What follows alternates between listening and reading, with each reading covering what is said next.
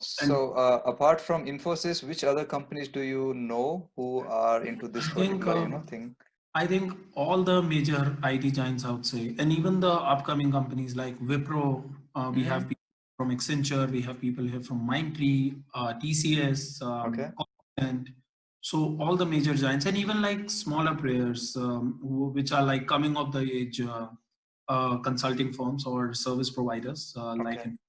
Mm-hmm. But yeah, I mean that research you have to do. I mean, go to the company's website, see their clientele, see their geographical spread, and see their working model. Like when I talk about working model, what I mean is that there are companies like Infosys and there are companies like Accenture.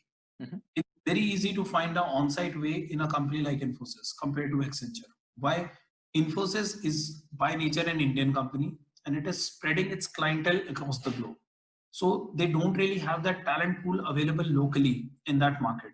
Mm-hmm. But company like Accenture has their talent pool and big, huge offices available in all the major economies around the globe. So if they have a German account or any other outside account, they will go for those local consultants first, which are or developers which are present there locally.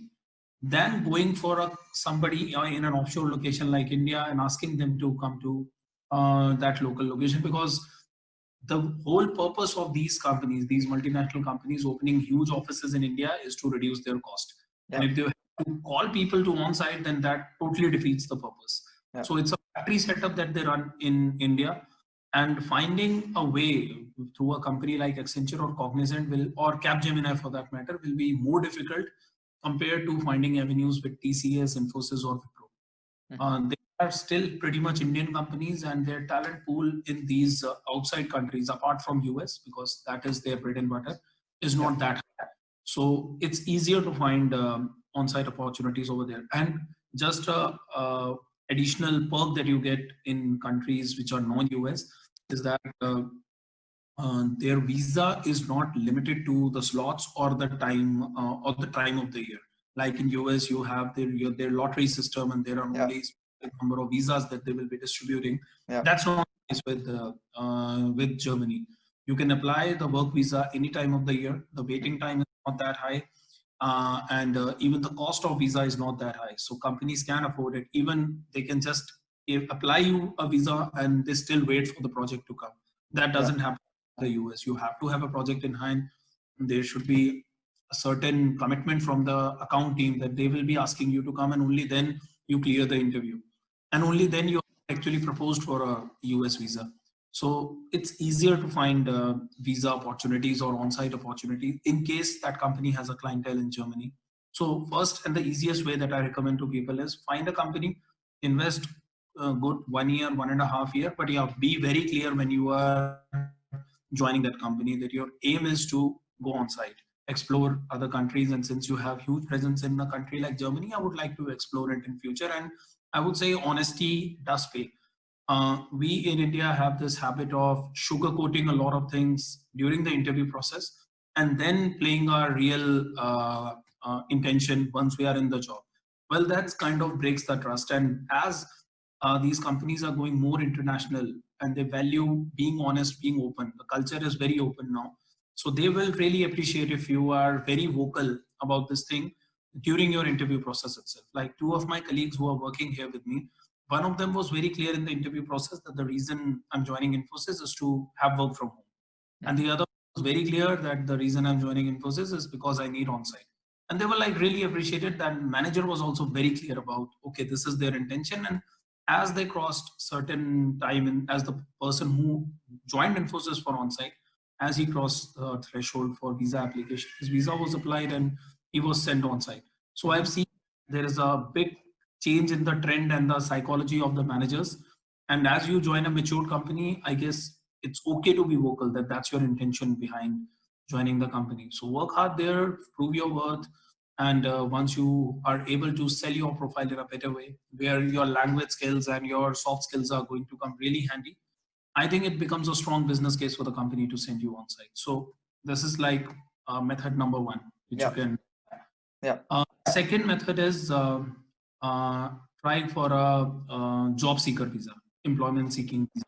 Yeah. But the risk over there is that you have to quit your job in India. You have to be jobless in India. You come here on unemployment visa or employment seeking visa. And I'm not sure about until how long the tenure lies for that visa, but I think it's around 3 months. You have 3 months. It's for 6 months. Yeah. Oh, 6 months. So Yeah. that's even better. So you can come over here, invest your time for 6 months, try and explore the job market, and if you're lucky, you might land up in a job. See, I am not 100% sure about this thing, but going by my experience of going through the job interviews in Germany, I feel that they go by certain slabs. Their first preference is to go with a native German, somebody who is a German citizen. That's their first preference. Second preference is somebody who is staying in Germany and he's well versed with the language and he's a blue card holder. Blue card holder means he's on a permanent contract in Germany. Yeah. So that's their second preference. Third preference is somebody from EU. They go for. Fourth preference is somebody within Germany but on a temporary visa, like a work permit visa, not who is here as a deputation or on a contract type of role.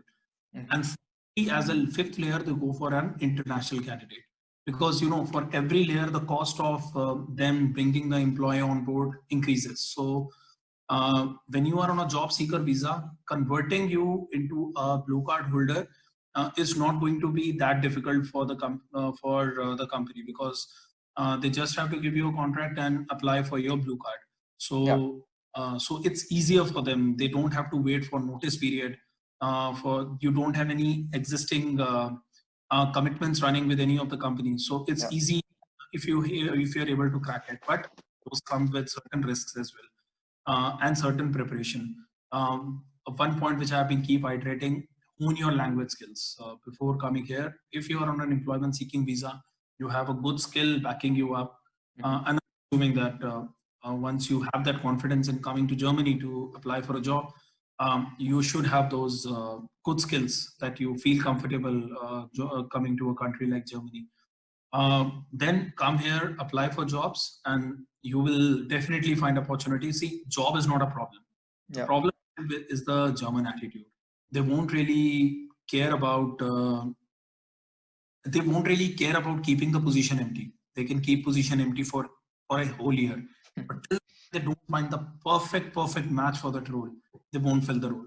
And it's like my experience of Germany in last 4+ years, that they won't fill the job with a substandard candidate. Yes. So I would like to add a point here. So in Germany, it's like quality matters. So whatever you know, even if you know a lot of skills, it doesn't matter to them. So what matters to them is one skill which is you are perfect in. So you should be Absolutely. kind of someone who cannot be replaced with someone else. You should be perfect in that particular skill. Yeah. True. I mean, in India, when we are in the technical role, you see, I haven't been on the technical side of Infosys. What I have seen is that you become a developer, you become a senior developer, then you become a tech analyst, then you become a tech lead, and then you become a PM. Almost at the tech lead level, people stops to code. They feel their sole job is to do management of people and manage the. That's a very wrong pretext considering German environment. Here you will see people who love coding from last 20 years, 25 years. They just do coding. Even if they're lead solution architect or senior director solution architect, still they will say code. My CTO does 60% of coding. So well, that proves the point here that don't let your niche coding skill go away. I mean, don't come here with a pretext that after a few years you will be only managing the things and the coding goes away. That's our Indian mindset. Make sure that you have that skill and you have that skill at a very good level. Here, a big difference comes if you are seeking a tech role or a business role. In tech role, normal level of German proficiency and a good level of skill will make you, at least I would say, success ratio would be around 50%, which is pretty healthy success ratio compared to other countries. There are good 50% chance that you will land up in a job. But if you are coming with a business skill, then it's even more difficult. Language skill, I think with just B1, it might be even difficult considering if you are aiming for a sales role or if you're aiming for a finance role. See, why I'm saying that? Because finance comes with certain financial standards. And if you are coming with Indian financial standards knowledge, then learning German financial knowledge is going to take you some time. Yeah. I mean, it's always good to have that knowledge available, but it will take time because you might learn it from the textbook, but till the time you don't do it practically, you are zero in finance. And secondly, understanding those terminologies. So that's where business roles become all more difficult when it comes to seeking a job, because understanding those business terminologies, understanding those business standards does take some time. And it's always pretty easy for a native German to crack those jobs, even with, I would say, 10 or 20% lesser skills than you. But still, he's a better fit because at least he understands and he can be productive from day one. Mm-hmm. Compared to you might be really bombastic in your skills, but if you are unable, if you still need time, let's say about 7 months to just hone your skills or from language perspective, it's going to be difficult for the company. Nobody is going to make investments here on you. And Yeah. that's, yeah, I mean, companies like India, they do make investment on people, try to groom you in that skill. But here, this thing is not going to happen. You have to have that skill before even thinking of joining or coming to Germany. And talking about my role in particular, product owner role, German language would be needed because majority of the companies still run mainly on German. Their clientele, their business setup is still pretty much German. Mm-hmm. And having that skill is really, really going to boost your chances. And why it boosts your chances even further? See, profiles like product owner, profile like program manager and all haven't been so groomed in German or European setup that much. Mm-hmm. People here still tied to industries and core sector. Nobody has really explored technology sector or these upcoming new roles that much. So Mm-hmm. it's very easy for you to differentiate yourself. That's there. But yeah, if you can back it up with good language skills, you have really, really, really good chance. The third way, let's move to option number 3. The third Yeah. option Yeah. is the most appropriate one if you are unmarried and your experience is less than, let's say, 5 years, Mm-hmm. is come for an MS or an MBA over here. Mm-hmm. See, if you still aim for higher education, and if you feel that Indian quality higher education is very expensive, which is becoming more and more expensive, and Yes. the is I would say till the time you're not in the top 20 colleges, the quality is always question mark, and then you have to self learn a lot and hone your skill by a lot of self effort. Um, well, that's not the case in Germany. The education here is pretty less expensive. I won't say it's cheap because it adds to certain costs like living expenses and all. And Yeah. Germany is, in a way, a little expensive country to live in. Not as expensive as the Swiss, but not as cheap as the Czech Republic or Hungary. It's an expensive country to live in. So those kind of costs does add. But as far as your tuition fees and education fees is concerned, that's pretty less. And if you are able to score well in your in the application or in the exam, whatever you give, then you have a good chance of landing up in a good scholarship as well. Well, why it makes it easier? It's because, see, why did I say it's appropriate for less than 5 years and bachelors? Because your risk-taking appetite is much higher than a married person who has close to 8-9 years of or 10 years of experience. You Yeah. can still come here, still invest a year in learning something new, learning something which elevates your educational proficiency. And there are good capabilities here available. Like you can work as a working student in some company, you can work as an intern in some company, build your network, try to hone that skill, try to understand the opportunities, and then maybe, and there are good chances. I have seen that all the good working students and interns ultimately land up getting the full-time contract, permanent Yes. contract Yes. with the company. So that's one very good way. But again, it's not suitable for experienced professionals. It's very suitable for young professional, less than 5 and bachelor. It's a perfect way. I would rather say that rather than switching a company, investing time in finding on-site or trying to come here on an employment visa, I think bachelors and less experienced guys should explore this option. Come here, do MS or MBA, and then Mm-hmm. find over here. It's an easy way. They Okay. always encourage international students. They always encourage good students from across the globe. And making an international kind of a setup in a company has become kind of a norm. Like in the department where I work, there are close to 25 people in the department. and only 2 of them are native Germans. Mhm. Otherwise, all of them are from outside Germany. And when I say outside Germany, they are like not even nearby Germany, not even from country like Austria or Switzerland, which do speak German. They are from some far Eastern European countries, or maybe not even European countries. So it's kind of that kind of a setup. And that was only possible because they were studying here. They managed to find being a working student in those companies and ultimately landing up in a permanent contract. So this is one very good way which you Yeah. can. And finally, the last and the most difficult way, but I have seen people getting success over there as well, is to apply directly from India. Yeah. See, in US, That's the one they which ask everyone us, wants to do. yeah, I would say people do want to do. And I have seen like, it's kind of surprising, Anup, that I have seen considerable success over there. Yeah, People, even I have seen that. So yeah, when I was people in happy in the India. visa interview section in Chennai, I was there for my visa interview, and there was another guy who was also there for an interview, but he got his job directly from India, and he applied through, I think, Stack Overflow or something, Yep, and exactly. he Yeah. also got placed in a really good company here in Germany. Yeah, exactly. So that is very much possible if you are in pure tech roles, Yeah. because those people, like you see, let's talk in practical sense. I am a single product owner in my entire project, but Mm-hmm. I'm close to 12 developers.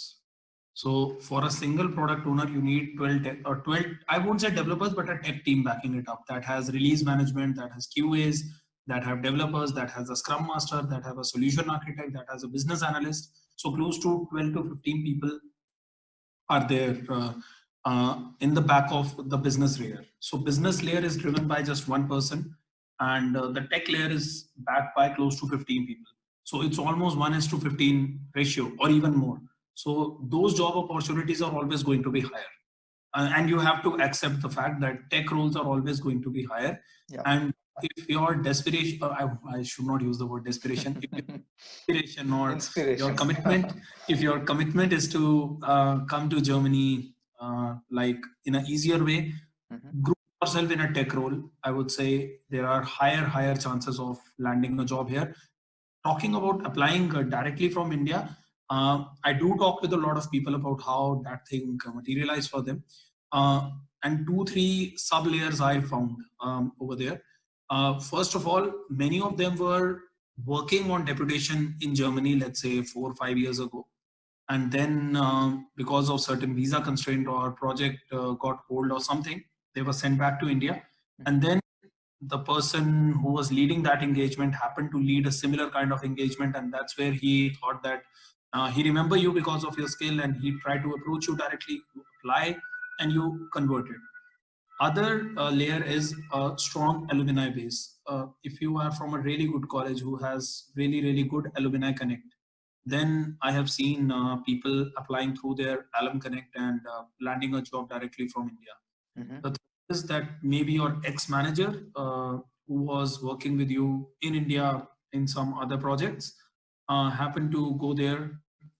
He really likes you. He really appreciates your skills, and he then paved the way for you. So I have seen that there is always a catalyst in between. May it be a previous client, may it be a previous manager, may it be a alum. That is there in like almost 50 to 60% of the cases. It's a Okay. very rare thing to see. You don't have any connect over there. Directly, you just applied on their website and you land up in a job. It's possible, it's doable, but it's going to take a lot of efforts and patience. Well, if you really want to apply from India, try and find a connect. Be like spontaneous and a little innovative. Try and build a connect on LinkedIn. Try and build a connect on Zing. Try connecting with certain recruiters. They are there in abundance, and they are always in lookout of good people. If Yeah. you're able to prepare a good story and able to show yourself as a good fit, which I remember, Anup, you told me that you did a proper study of your existing company, prepared a proper story about how your profile fit in that company, Yes. and why you are the most suitable candidate. So I think you can do your own kind of a live show in your channel and tell them about how did you understood the company, how did you match it with your profile, and prepared a strong story around it. There are a lot of startups who are looking for quality candidates, and because of being a startup, they can take a lot of leverage. with respect to local rules and regulation. Big companies can't really do that, Levi, but small startups can do that. And I would say build your network, build your connect. People are there waiting for the connections, waiting to build the network. And if you are really have some quality skills in you, people will be there to network with you. So try and utilize these online portals. They are really, really effective. In fact, how I landed up my job in Infosys was also through this portal only. One of the senior person from Infosys happened to came to give a guest lecture in my MBA college. Okay. And looking for a job. I just dropped him a message on LinkedIn that I'm looking for a job change. I still remember the date, 18th December 2014. I sent him my resume. I would say 20th December was already my first round with Infosys. 23rd December was my second round. And then on 5th of January was my final round. So within a matter of 15 days, I landed up in a job with Infosys. So such can be the things if you are able to innovatively find your connects. And I would tell you that being in such kind of a connected society that we are in, connects will definitely, I mean, it will click. So find a connect and apply directly. If you have that skill, there are good chances you might land up in a job. Yeah. So yeah, these are the 4 layers. If I just summarize, first of all, find a company that sends you on site. Second is try and come on an employment visa. Third is try and join a college over here. Yeah. That's only suitable for young guys. And fourth is find connects and apply directly. Yeah. I would say first is, as per my experience, the easiest of the lot, finding on-site opportunities, and then the level of difficulty increases. But one thing remains common over here is language. German does respect language, and it's always good to have that language skill. So join a good language school, learn that language. But yeah, that's why I said that you have to be really sure of Germany, because this will require and this will require time. And German is not as international as Mandarin or Spanish. It is just spoken in three countries, which is Austria, Switzerland, and Germany. So your domain with that language is not going to increase a lot compared to Spanish, which is spoken in many parts of Africa, many parts of South America, in Spain. And so there are much more advantage in learning Spanish compared to learning German or learning Mandarin, I mean Chinese. So that has a huge advantage. So it requires a lot of investment. So make sure you really are sure about Germany, and then only make that investment. So yeah, so Anup, that would be my analysis on how a person from India should find a way to Germany. Yeah, I think that was really great information that you have provided. And I think for the last point that you said, that you have to make a lot of connections, and for that, I think LinkedIn is a really great platform, and it's really easy that you can just go through the search results and just click the connect button, and you can start your conversation from there. Okay, then thank you, Robin. Thank you for all the valuable information that you provided in this video. It was really, a power-packed interview, I think. So I'm not sure if this goes in a single video or should I cut it into 2 parts. Yeah, that's so up to you. we'll decide on that. Yeah, but thank you, thanks a lot, and I wish you a great future ahead. And thank you so much, Anup. Same to you, and thanks for this opportunity. I think during our usual working, we ignore such interesting conversation, and thanks for this opportunity. And you are doing some great work for people who are really needing these answers, and they are not so easily available. Thank you for everything, I wish you all good the answers success that for you your have channel. provided. Yeah. Okay, cool. Have a nice day. Thank you. Have a nice day. Have a nice weekend. Bye-bye. Bye. Have a nice weekend. Bye-bye.